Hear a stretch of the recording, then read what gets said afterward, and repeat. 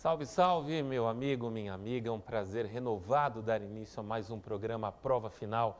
Esse programa que é uma parceria da rede LFG com a TV Justiça. Eu quero por primeiro agradecer a você que já me assistiu em outros programas, que escreveu para o nosso e-mail, que mandou comentários, enfim, é para nós, professores, uma grata satisfação este contato.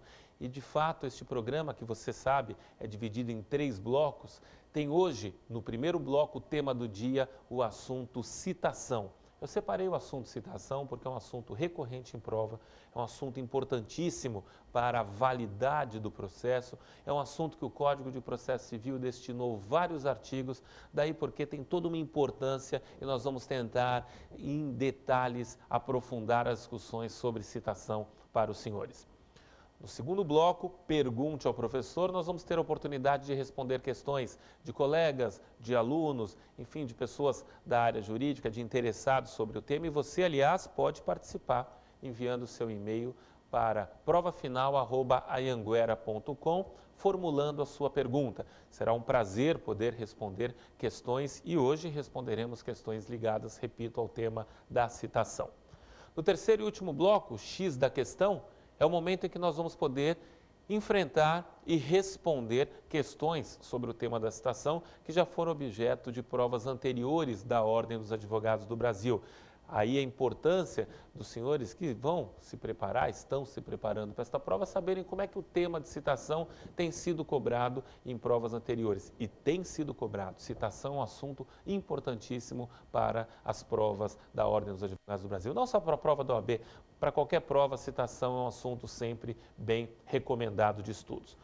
Pois bem, amigos, o programa de hoje está então recheado de informações interessantes, de questões jurisprudenciais. Eu espero que você goste. Fizemos com muito carinho a separação do tema e do material. E vamos então já começar com o primeiro bloco. Vamos conversar no tema do dia sobre o assunto citação. A gente volta já.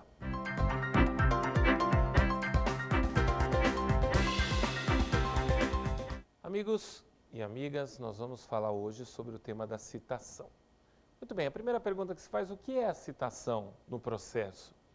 E vejam, senhores, que é difícil o Código de Processo Civil definir conceitos. O Código não é muito dado a trazer definições, até porque é um código de procedimentos, daí porque as definições ficam mais no Código Civil. Mas aqui, no assunto citação, o legislador tomou o cuidado de, no artigo 213, definir o que é citação. E disse ele que citação é o ato pelo qual você chama a juízo o réu ou interessado a fim de se defender. Então, o tema citação vem com definição própria no Código de Processo Civil. E o importante é que nós não podemos confundir com outro instituto da intimação, que também tem conceituação trazida pelo CPC. Desta feita no artigo 234, onde está dito que intimação é o ato pelo qual você dá ciência a alguém dos atos e termos do processo para que se faça ou deixe de fazer alguma coisa. Muito bem, então a primeira lição de casa que nós temos é distinguir com tranquilidade citação de intimação. Citação conceituada no 213, intimação conceituada no 234. A citação, você chama o réu ou interessado a juízo, você dá notícia de que contra ele há um processo e oportuniza ao mesmo que ele venha se defender. Uma vez citado, uma vez já parte no processo, doravante as próximas comunicações serão feitas por intimação. Daí, com a intimação, abre-se a possibilidade para que a parte, seja autor, seja réu, seja terceiro que interveio no processo, para que este possa fazer ou deixar de fazer alguma coisa no processo.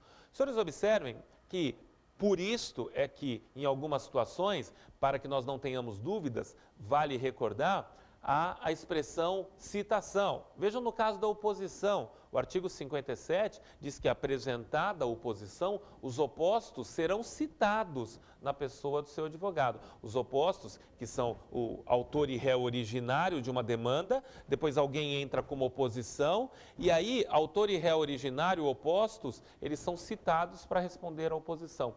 Mesma coisa na denunciação da lide, onde também se usa a expressão citação do denunciado, na medida em que ele vai ser chamado para intervir no processo e apresentar a sua defesa. Então, fica bem clara aí a ideia da citação.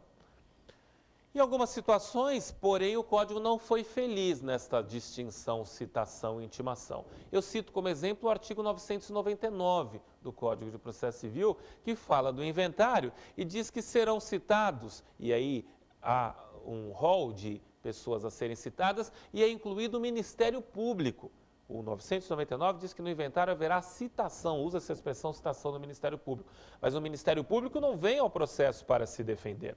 Então, tecnicamente, aí não seria uma citação, é um equívoco na redação do artigo 999, apontado pela doutrina. O professor Barbosa Moreira escreve sobre o assunto, mas eu quero aqui usar esse exemplo só para chamar a atenção dos senhores. Também é de acerto duvidosa a redação do artigo 316, quando, tratando da reconvenção, diz que, após apresentada a reconvenção, o autor será citado, e ao invés de ser citado, porque se fosse citado, ok, ele apresentaria a sua resposta. Mas aqui a lei usa a expressão intimado.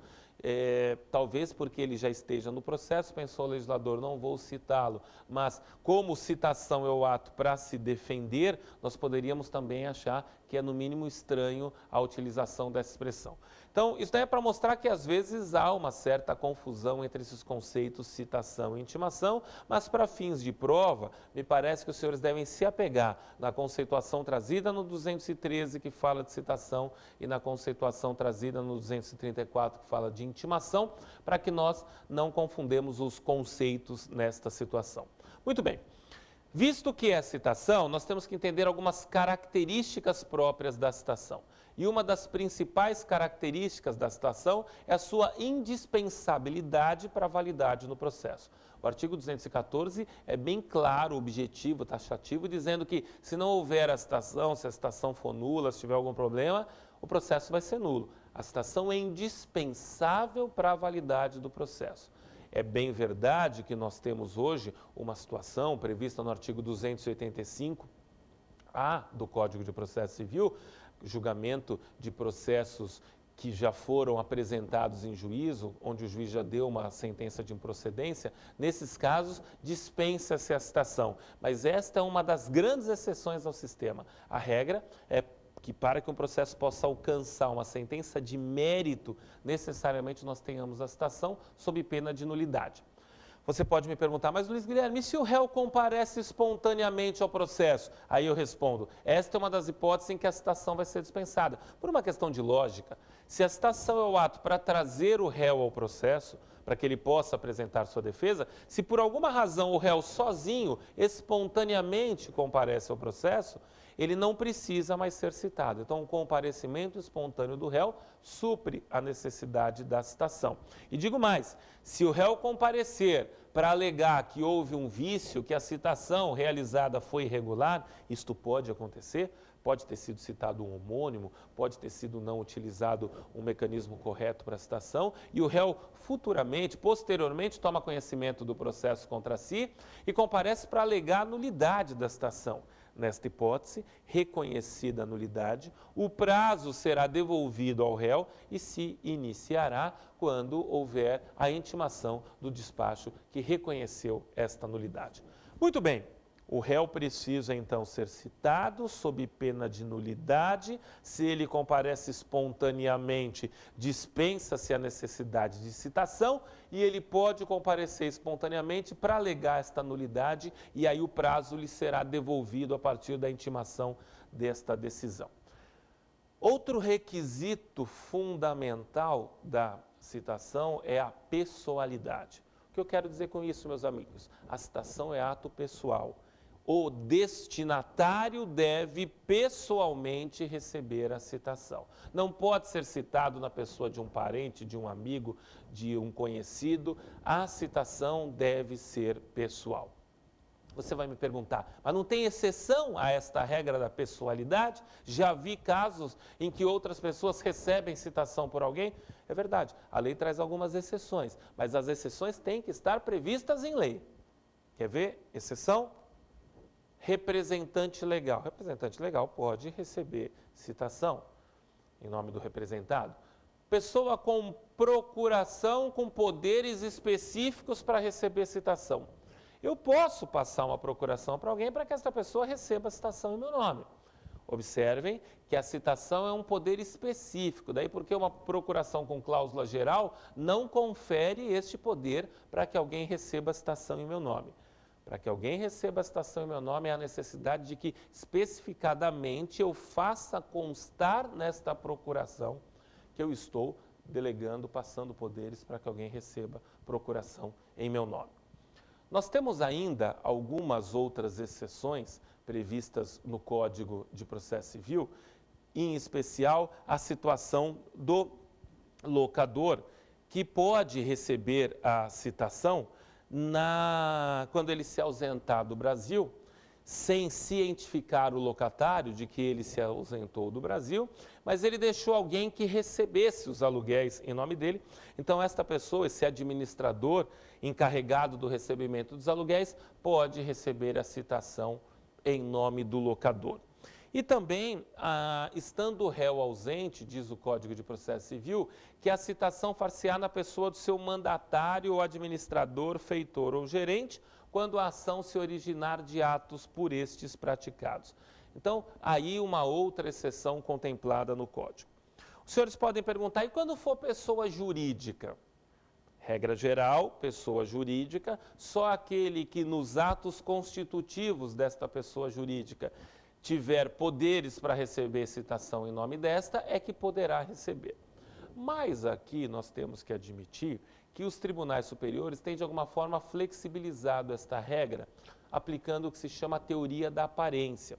Para os senhores terem uma melhor informação sobre esse assunto, eu os remeto a um importante julgamento, ao recurso especial 134.813, STJ, recurso especial 134.813, fala um pouquinho da aplicação da teoria da aparência para citação para hipótese de pessoa jurídica, que nada mais é do que a possibilidade de se validar uma citação quando realizada perante alguém que, ainda que não conste nos atos constitutivos, ele transparece aos olhos de todos como um representante legal e, por conta disso, dar-se-á validade a esta citação. Muito bem. Eu quero observar aos senhores que, se nós estivermos falando de procedimentos administrativos, o STJ tem uma orientação, da qual data vênia eu discordo, mas é uma orientação que hoje está muito consolidada nos tribunais superiores, que nesta hipótese dispensa-se um pouquinho a pessoalidade e desde que a citação tenha sido encaminhada para o endereço residencial do destinatário, a citação fica sendo válida. Isso por conta do decreto 70.235 de 72, na verdade é o artigo 23, inciso 2 deste decreto, que permite que desde que a citação tenha sido encaminhada para o endereço residencial do destinatário, a citação é válida ainda que recebida por outra pessoa. Eu remeto os senhores a um outro julgado do STJ, o recurso em HC 2823, onde com detalhes esta questão é explicada, inclusive com detalhes é apontado por que nesses procedimentos administrativos fiscais se permite uma certa flexibilização ao requisito da pessoalidade. Por outro lado, eu quero insistir que a grande regra é a pessoalidade. E o próprio STJ confirma isso. Esqueçamos os procedimentos administrativos fiscais e eu agora quero enumerar uma série de julgados para que depois você, com calma, possa olhar na internet, baixar e analisar esses julgados, porque eles comprovam a pessoalidade. Por exemplo, no recurso especial 810.934, 810.934, você vai encontrar orientação no sentido de que não basta que tenha sido para o endereço da pessoa a citação, é fundamental que ela mesmo tenha recebido sob pena de nulidade. No recurso especial 712.609, você vai encontrar a orientação de que a filha do destinatário não pode receber a citação em nome dele, não pode assinar o AR, por exemplo, em nome dele, tem que ser pessoal. Então, anulou-se a citação realizada na pessoa da filha. No recurso especial 208.971, a orientação de que não é válida a citação se recebida pelo zelador. Então, não houve a citação direta do proprietário do imóvel, do morador do imóvel, e quem recebeu a citação foi o zelador. Mesma coisa diz o STJ se tivesse sido recebida pelo porteiro. Em todos esses casos, pode haver nulidade de citação, se a parte não comparecer pessoalmente e depois alegar esse vício, porque estaríamos infringindo o requisito da pessoalidade. Então, esse é um assunto fundamental que o STJ tem realmente firmado o entendimento no sentido de que há que se observar a pessoalidade. Tudo bem? Amigos e amigas, outro assunto importante ligado a características da citação é o local em que o réu pode ser citado. O artigo 216 no caput diz que em qualquer local que o réu for encontrado. Então, em que pese o mandado de citação sair com o endereço específico, em que pese o oficial de justiça ter aonde ir procurar o réu, se encontrar o réu em outro lugar, a citação é válida. Ele chega lá na casa do réu, a esposa diz, olha, hoje, sábado, ele está no bar ali com os amigos. O oficial vai até o bar e encontra o réu, realiza a citação ali naquele local. Não há impedimento nenhum, repito, o próprio código diz que em qualquer lugar onde o réu for encontrado, pode haver a citação. E aí eu acresço dizendo que se precisar citar em domingos, feriados ou fora daquele horário da realização dos atos processuais, que o artigo 172 traz, o próprio parágrafo 2º diz que, para a hipótese de citação e penhora, pode o juiz autorizar o oficial de justiça, veja, nesse caso precisa de uma autorização expressa do juiz, pode o juiz autorizar o oficial de justiça a fazer a citação fora deste horário, quando houver a necessidade, tá legal? Fora do horário da realização dos atos processuais. Muito bem. Tem regras que são excepcionadas e aqui qualquer lugar para citação também tem exceções. O artigo 217 traz 4 exceções. Quem estiver assistindo um culto religioso, então respeita-se por questão de crença que este momento íntimo da pessoa ele não pode ser citado. Quem nos 3 dias seguintes ao seu casamento, 3 dias de bodas, diz a lei, também o sujeito não poderá ser citado nesses 3 dias posteriores ao seu casamento. Também nos 7 dias posteriores ao falecimento do cônjuge ou a um parente próximo, o 217 também proíbe a citação nesses casos, e aquele que estiver doente enquanto grave o seu estado. Observem, porém, e aí uma pegadinha importante, que a lei diz assim, no 217, não se fará a citação nestas 4 hipóteses que eu observei para os senhores, salvo para evitar perecimento de direito. Então tem a exceção da exceção. Se for para evitar perecimento de direito, se faz a citação mesmo nessa questão. Mesmo nos dias subsequentes ao falecimento, mesmo nos dias subsequentes ao casamento ou ao sujeito com grave estado de saúde, ou mesmo a pessoa que estiver assistindo o culto religioso. Então, regra geral é que esses momentos, por respeito à dignidade da pessoa humana, não haverá citação, salvo se for para evitar perecimento de direito. Regra interessante também é trazida no artigo 218, que diz que se o oficial de justiça for encontrar o réu e verificar que o réu é demente e por conta disso não poderia realizar a citação, ele certifica isto, e o oficial tem fé pública, vale lembrar, o juiz nomeia um médico, um perito, que vai apresentar um laudo, e se for mesmo constatada esta demência, o juiz nomeará um curador para receber a citação em nome desta pessoa e representá-lo na citação. O detalhe do dispositivo, que muitas pessoas às vezes esquecem, é que esta representação é específica para os fins da citação.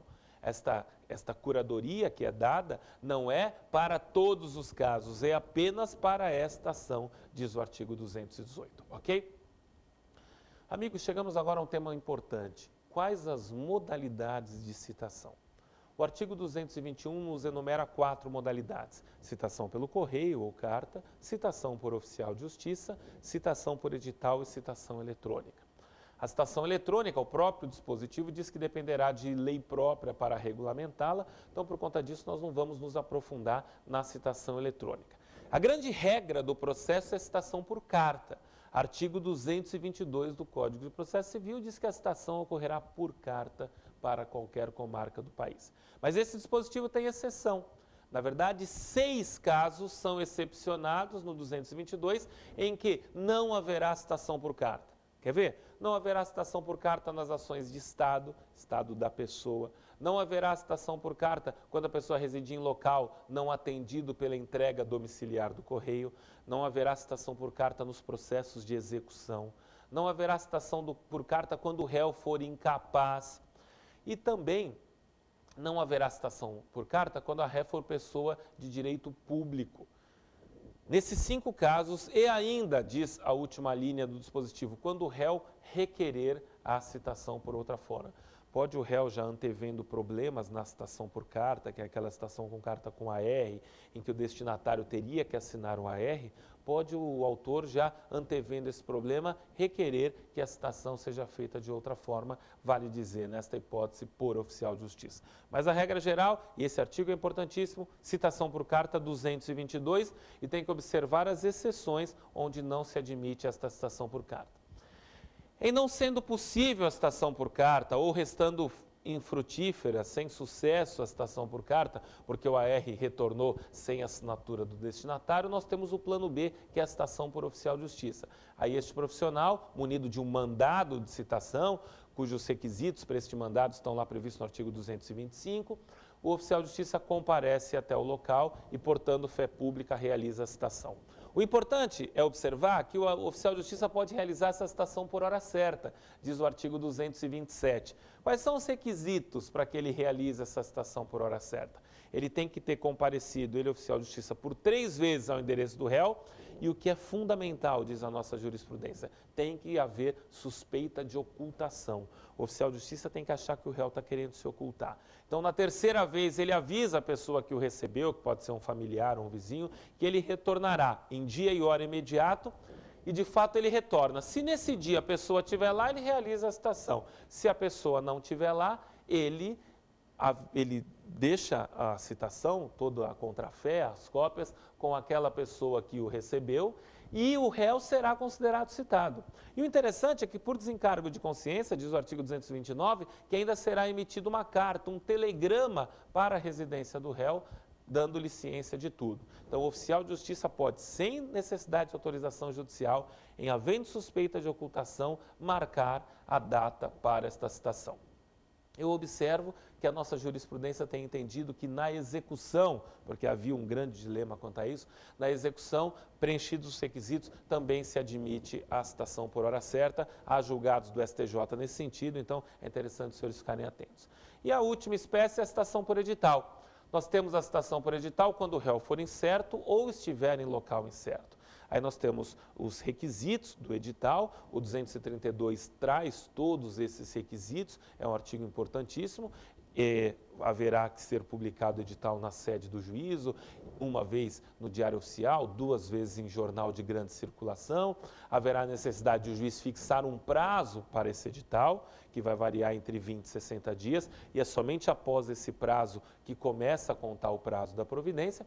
E o interessante, e isso é muito bacana, é que o artigo 233 fala que se dolosamente forem invocados alguns dos requisitos para a citação por edital, como punição, a parte deverá pagar o equivalente a uma multa de 5 salários mínimos. Então, para que nós não tenhamos alguém fingindo ou forçosamente pedindo uma citação por edital.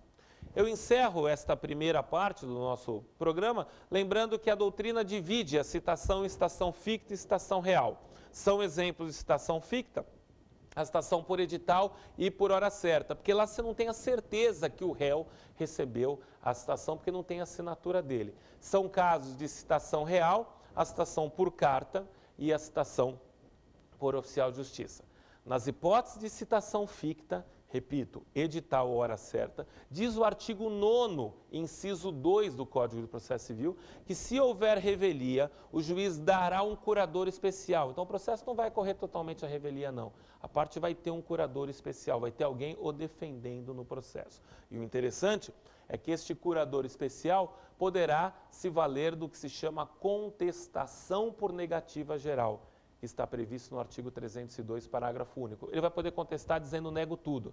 A regra da contestação é o ônus da impugnação específica. O jeito tem que contestar respondendo item por item. Mas esse curador especial, na medida em que ele não teve contato com o seu defendido, ele poderá se valer da contestação por negativa geral. O curador especial é dado para réu revel em hipótese de citação ficta, hora certa ou por edital.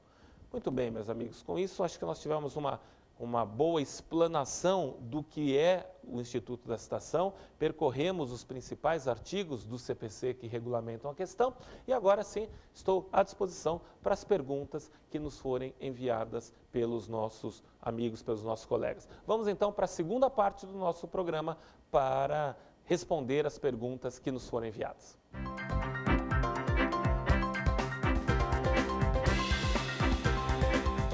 Amigos, vamos agora então para a segunda parte do nosso programa, Pergunte ao Professor, onde terei a oportunidade e a honra de responder as questões que nos foram encaminhadas pelos nossos amigos. Vamos ouvir a primeira questão.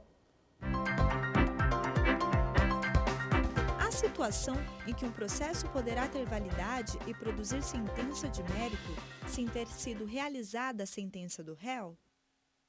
Amanda, obrigado pelo envio da sua questão, ótima pergunta. Na verdade, hoje nós temos no sistema uma grande exceção à regra da indispensabilidade da citação para a validade de um processo. Esta exceção veio trazida em 2006 por força das reformas que nós tivemos e está hoje no artigo 285A do Código de Processo Civil. O que é que diz esse artigo 285A? Ele diz o seguinte, que quando a questão for unicamente de mérito, então não há necessidade de provas, é uma questão só de direito, e que naquele juízo, o juiz já tenha recebido processos idênticos anteriormente, e mais do que isso, já tenha proferido sentença de total improcedência, ele, juiz, estará dispensado de realizar a citação e já poderá reproduzir a sentença de improcedência. Vamos pensar, eu entro com uma ação que é distribuída para determinado juízo, só que naquele juízo já houve anteriormente uma ação igualzinha à minha, impetrada, intentada por outra pessoa, ação esta que foi julgada totalmente improcedente. Como é uma matéria só de direito, o juiz já sabe o final desta ação. Então ele não precisa nem aspas incomodar o réu, nem citar o réu, ele já vai e reproduz a sentença. Alguns brincam, recorta e cola. Ele recorta a sentença que ele já deu e cola no meu processo. É óbvio que eu, autor, posso discordar dessa decisão, então posso apresentar apelação. Talvez para dizer que o meu caso não é absolutamente idêntico àquele que já foi julgado, ou para nos termos do que vem decidindo o STJ, para argumentar que no meu caso eu trago mais argumentos que não foram analisados naquele caso anterior e se forem agora analisados e aceitos, poderiam levar a um resultado diverso. O STJ tem dito que se acontecer essa hipótese de novos argumentos que não constavam na decisão piloto, na decisão anterior, o juiz deve dar andamento ao processo, porque há que se enfrentar esses meus argumentos. Então, em resumo, por algumas razões eu posso querer recorrer desta decisão. Eu recorro por apelação e diz a lei que, apresentada a apelação, é facultado ao juiz em 5 dias verificar se ele se retrata desta decisão. Pode, então, o juiz com calma ler a minha apelação e falar, realmente, o caso do Luiz Guilherme não é igual àquele que eu usei como exemplo. O caso do Luiz Guilherme traz mais argumentos que merecem uma melhor análise. Então eu reconsidero minha decisão, retiro a sentença que eu havia copiado, transcrito e dou regular processamento e aí, por óbvio, manda citar o réu para dar andamento. Mas pode ser que o juiz mantenha a sua decisão. Mesmo depois da minha apelação, o juiz fale, não, o caso do Luiz Guilherme é igual a este daqui, eu já tenho entendimento pela total improcedência, vou manter minha decisão. Neste caso, como eu interpus o recurso de apelação, vejam que interessante, aí sim o réu será citado para responder este recurso que vai ser encaminhado para o tribunal. Mas respondendo à pergunta da Amanda, num primeiro momento, como eu entrei com a ação e já recebi como resposta uma sentença de total improcedência, não houve a citação. E não houve a citação, e se eu não recorresse, esse processo vai fazer coisa julgada material, porque este processo enfrentou o mérito. Então, nós temos hoje no sistema uma possibilidade de se alcançar até mesmo a coisa julgada material sem ter havido a citação do réu. O réu nem é incomodado e já tem uma decisão favorável a ele. Quando, e aí os requisitos fundamentais, repito pela última vez, quando for uma questão unicamente de direito, quando naquele juízo já houver sido proferida em uma ação idêntica uma sentença de total improcedência. Gente, só vale para sentença de total improcedência. Não pode esquecer isso. O artigo 285-A não vale para sentenças de procedência, só vale para sentenças de improcedência. Ok? Esta é a resposta. Um abraço para a Amanda. Vamos para a segunda questão de hoje. Na fase de cumprimento de sentença, o devedor será citado ou intimado para efetuar o pagamento? William, também muito apropriada a sua pergunta, porque o processo civil sofreu uma verdadeira revolução nos anos de 2005 e 2006. Primeiro com a Lei 11.232 de 2005, que alterou todo o processamento das execuções judiciais. E depois com a Lei 11.382 de 2006, que alterou o processamento das execuções extrajudiciais. Mas a tua pergunta diz respeito à alteração da execução judicial, que hoje tem sido chamado de cumprimento de sentença. Muito bem, foi a Lei 11.232 que trouxe ao nosso sistema o artigo 475J, e que com isso criou o chamado processo sincrético. Vamos explicar um pouquinho isso para poder responder a pergunta do William, se hoje na execução judicial, no cumprimento de sentença, nós temos citação do devedor ou intimação. Como é que era antes da Lei 11.232 de 2005? Antes nós tínhamos processos absolutamente autônomos, processo de conhecimento, que partia da petição inicial e ia até a sentença.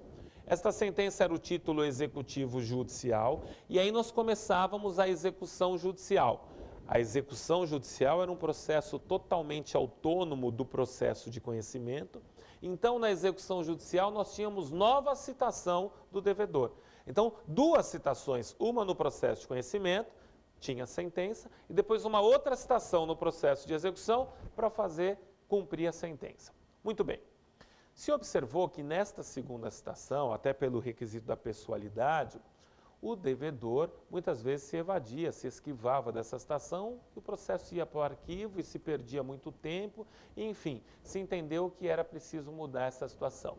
E qual foi a mudança trazida pela Lei 11.232 de 2005? Foi, na verdade, unificar esses dois processos antes autônomos num processo só. Então, hoje um processo vai desde a petição inicial até eu obter o bem da vida, até o final, dentro de um processo único. No máximo, dividido por fases. Uma fase de conhecimento e uma fase de execução, uma fase de cumprimento de sentença. Mas um processo só. Você me perguntaria, qual que é a grande vantagem, Luiz Guilherme? A grande vantagem é ter uma citação só. Uma citação no início desse processo, no início da fase de conhecimento. Aí então começa o processo com a petição inicial, tem a primeira citação, segue o processo, tem sentença, e como nós estamos dentro de um processo só, o devedor será intimado para cumprir a sentença. Não há mais citação do devedor para cumprir a sentença. Será intimado, porque é ato dentro do mesmo processo. Como é que se chama esse processo agora? Na ausência de um nome melhor, se deu o nome processo sincrético. Porque recordem-se da ideia de sincretismo, mistura, né? Tem a clássica expressão sincretismo religioso, mistura religiosa que nós temos. Então é um processo sincrético porque ele mistura atividades típicas de um processo de conhecimento, atividades típicas de um processo de execução, tudo isso dentro de um único processo misturado, daí porque processo sincrético. Então, respondendo ao William, hoje nós temos uma citação só nesse processo sincrético, logo no início desse processo. E depois da sentença, o devedor será intimado para cumprir a decisão em 15 dias. E se não cumprir em 15 dias, terá uma multa de 10% em cima do valor devido. Esta intimação, decidiu o STJ, pode ser feita na pessoa do seu advogado. Então, por conta disto, esta a nova sistemática do processo sincrético, onde para cumprir sentença, onde na execução judicial nós temos intimação do devedor, artigo 475J, ok? Abraço, William, obrigado pela pergunta. Vamos para a terceira pergunta de hoje. Quando começam a correr os prazos em cada uma das modalidades de citação? Raquel, esta pergunta pode ser respondida a partir da leitura do artigo 241 do Código de Processo Civil. Porque esse 241 foi um artigo muito didático. Ele nos detalha, item por item, quando começa a contagem do prazo, dependendo da modalidade de citação que é aplicada. Por exemplo, se a citação for por carta, que eu expliquei há pouco, é a regra da citação hoje no processo civil brasileiro, esta contagem do prazo somente se iniciará da data em que for juntado aos autos o AR desta citação. Então, o réu é citado por carta, assina o AR, este AR retorna ao fórum, um funcionário junta este AR aos autos e é apenas, repito, da data desta juntada que se inicia a contagem do prazo. Se a citação for por oficial de justiça, aí um oficial irá ao encontro do réu, irá fazer a sua certidão e irá devolver ao fórum o mandado de citação cumprido. Pois bem, este mandado de citação igualmente terá que ser juntado aos autos e será apenas da data da juntada aos autos deste mandado de citação que nós teremos o início da contagem do prazo nesta situação. Você poderia me perguntar, e se for por edital? Aí a coisa é um pouco mais complexa, porque se a citação for por edital, nós temos uma regra que todo edital tem que ter um prazo a ser fixado pelo juiz. Este prazo varia entre 20 e 60 dias. Muito bem, é um prazo judicial e vamos, a título de exemplo, imaginar que o juiz fixou em 45 dias. Podia ser 30, podia ser 50, podia ser qualquer número entre 20 e 60. No nosso exemplo, 45 dias. Pois bem, passados esses 45 dias é que se iniciará o prazo, se iniciará a contagem do prazo para a resposta. Porque esses 45 dias é o prazo, é um período que o legislador entendeu conveniente para se aguardar como sendo um período em que o réu tomaria conhecimento do edital. Então, em toda a citação por edital, o prazo só começa após o decurso desse prazo por edital. E, por fim, quero observar que esse mesmo artigo 241 ainda nos diz que quando for caso de litisconsórcio, vários réus, o prazo destes vários réus será a regra geral comum. Se iniciará e se terminará junto. E se iniciará a partir da última citação. Então vamos imaginar que nós tenhamos 3 réus. O primeiro foi citado por carta, o AR foi juntado aos autos. Ok, não começa ainda a contagem de prazo.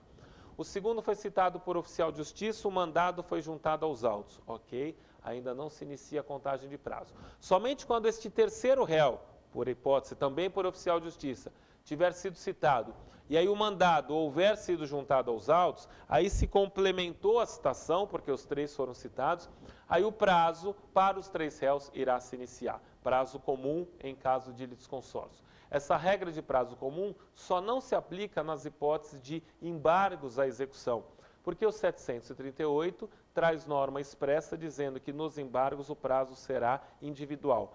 Cada executado terá o prazo para apresentar embargos a partir da juntada aos autos do seu respectivo instrumento de citação.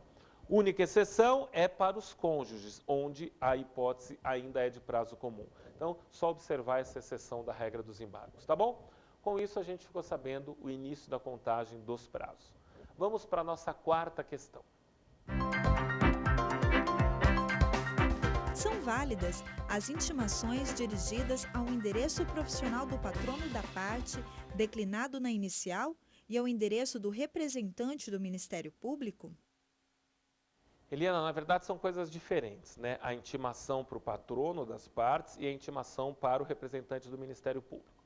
A intimação para o MP, vamos começar pelo MP, será sempre pessoal, diz o artigo 236. Então não tem intimação para Ministério Público no endereço, no gabinete, no local de trabalho do representante do MP. Intimação de membro do Ministério Público, diz a lei, sempre pessoal. Agora, intimação para o advogado da parte deverá ser endereçada para o local onde ele declina na inicial, que é o seu endereço. E aí a intimação tem como sido considerada válida. O interessante é que o próprio artigo 238, que fala desta intimação ao endereço do advogado da parte, diz que se houver mudança do endereço não comunicada nos autos, esta intimação será considerada válida. Então o sujeito fica obrigado a avisar ao juízo todas as mudanças que ele tiver de endereço, sob pena das intimações endereçadas aos endereços que estão declinados da inicial serem consideradas válidas, ok? Essa era a resposta. Vamos para a nossa última pergunta de hoje? Quais são os efeitos da citação válida? Veja, há um artigo no CPC, que é o 219, que enumera todos os efeitos de uma citação válida. Na verdade, são 5 efeitos. Quais são esses efeitos? A citação válida torna prevento o juízo, induz litispendência, faz litigiosa a coisa, constitui in mora o devedor e interrompe a prescrição. Sendo que esses 2 últimos efeitos que eu disse, constituir in mora o devedor e interromper a prescrição, ainda que ordenada por um juiz incompetente, estes efeitos serão atingidos. Então vejam, dos 3 primeiros efeitos, só por juiz competente. Tornar prevento o juízo. Meus amigos, os senhores sabem que o fenômeno da prevenção é aquele fenômeno que destaca um dentre vários juízes hipoteticamente competentes, destaca um como o único doravante competente para julgar esta ação. Como é que um juiz adquire o status de juiz prevento? Aqui é uma situação interessante.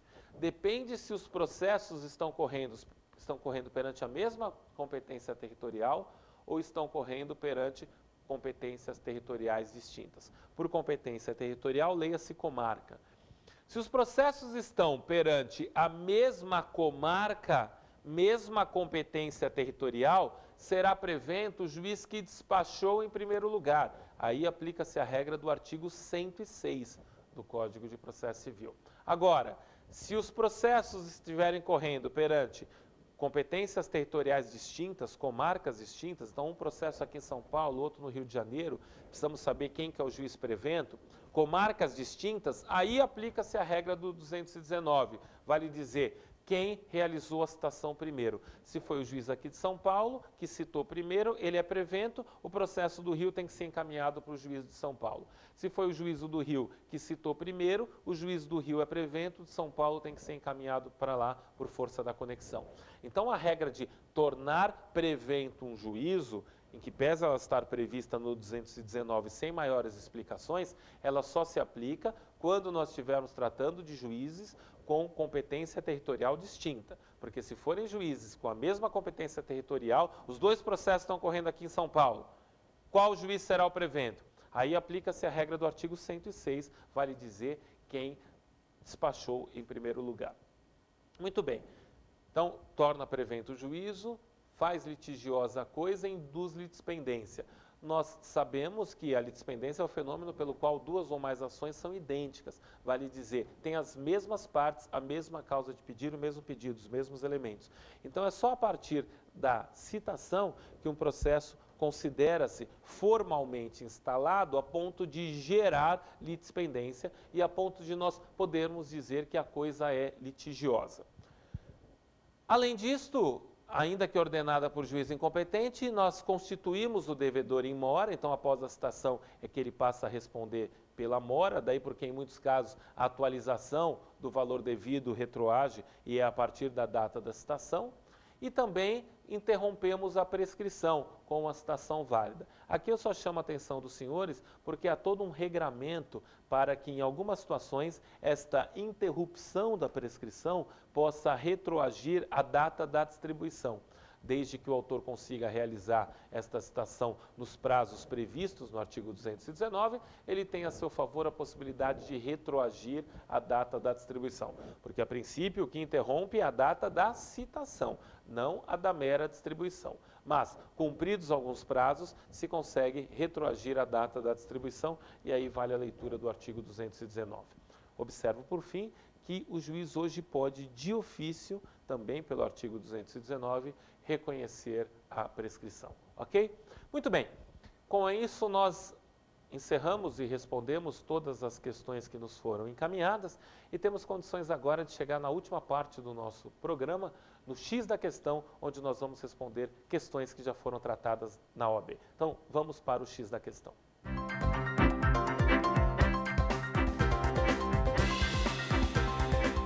Meus amigos, nós vamos agora enfrentar questões que já foram objeto de provas da OAB tratando do assunto citação.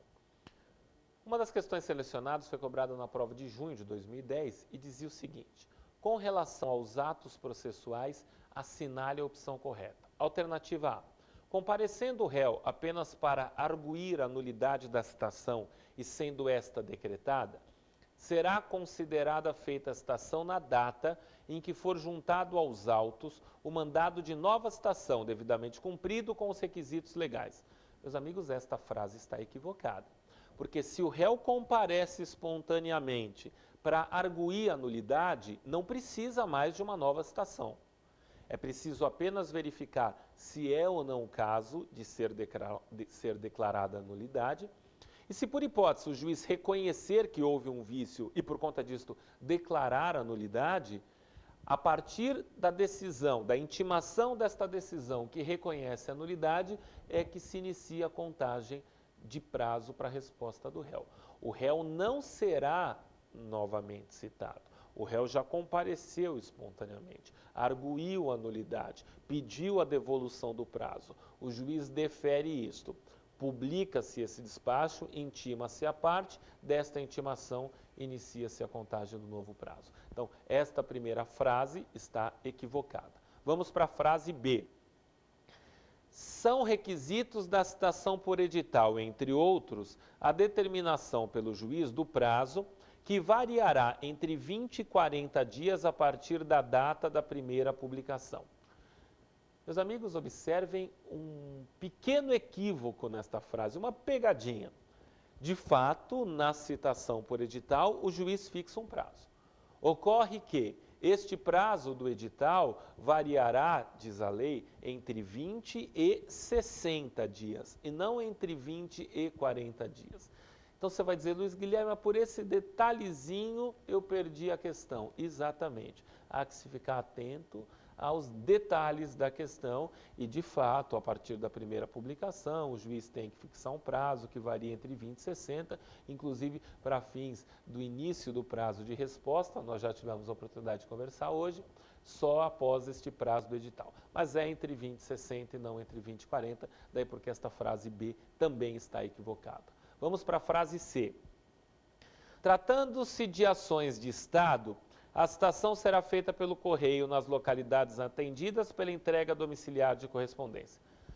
Meus amigos, de novo, frase equivocada, porque a regra da citação hoje no processo civil é realmente pelo correio, artigo 222. Porém, o próprio 222 traz os casos de exceção, os casos em que não se admitirá a citação pelo correio.